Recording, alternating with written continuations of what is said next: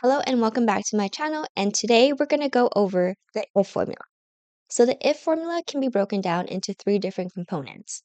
We've got our logical test, we've got our if true, and if false function. So the logical test is basically the question. If true is what returns or the result that will show up in your cell if the logical test runs true.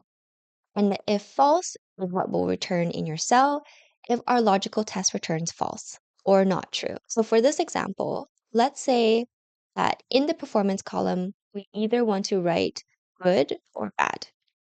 And this will be based on whether or not each salesperson has exceeded or met their monthly sales. Before we write our if formula, let's go over some symbols that will be very helpful. We've got our equal sign, we've got our greater than sign, we've also got our lesser than sign.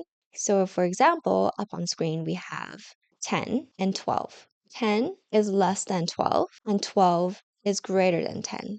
But if we have 12 and 12, 12 is greater than or equal to. So let's get back into our formula. The easiest logical test for this would be to say if our monthly sales is greater than or equal to our target performance, we can say that the performance of the salesperson is good. But if it is less than, we will say that the sales performance is bad. So we can say with our logical test, if the monthly sales, so we select our monthly sales cell, is greater than or equals to our target performance, and if the value is true, I want to write good in my cell. So I'm going to use quotation marks, write good, and put a comma there. If it's false, I will say poor. Close my bracket and press enter. So here, before we go on to the next, we can see that the monthly sales of 550 is greater than the target of 500. So our test is working out. Let's copy this down using our autofill function. And with this, we can see of our 5 salespeople, 3 of them have performed well and 2 have not performed well. Let's say that instead of returning a true and false answer as good or poor, we want it to return the text within our cell. So let's rewrite this formula. Equals if monthly sales is greater than equals to target. If the value is true, if it is greater than, we can just say we will return their sales number. But if it's false, I want to actually know if they are exempt or not. So we can click here and close our bracket. We can press enter, copy this down. And here you can see for everyone whose performance has passed and it's good, we can see their dollar value that they've generated. But here you can see that these ones have not passed. So they failed our logical test and are producing sales below their target. Now let's do another if formula. It's called our ifs formula.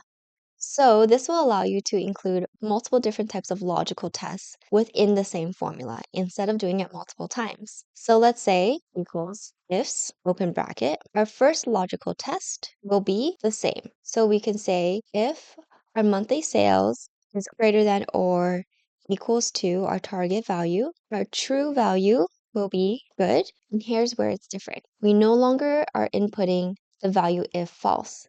It's asking us now for a logical test number 2, our second one. Now I want to know is the salesperson exempt? So what we can do is with our logical test from here, if this column is yes, then I will exempt this person for this month. So we can say equals yes is equals to yes. And yes must be in quotation marks, comma. And if it's true, then we can say if they're exempt, then we can say exempt. And that also is in quotation marks. So we close that bracket, enter from here, and copy this down. So now we can see for each of the good performances, it's indicated as good. For our exempt performance, where they are below our monthly sales target, but they are exempt for this month, it has been indicated as exempt. And for the one that does not meet any of the criteria, it has returned with an error. So this is showing us that they do not meet any of the criteria that we have laid out in our formula. So what we can do is say, if there is an error, so that is our if error, this is our formula.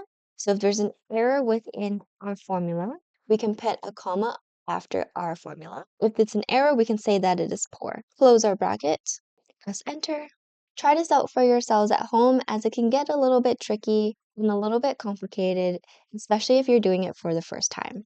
Let me know how you do in the comments below. Thanks for watching, and if you like this video, don't forget to like and subscribe.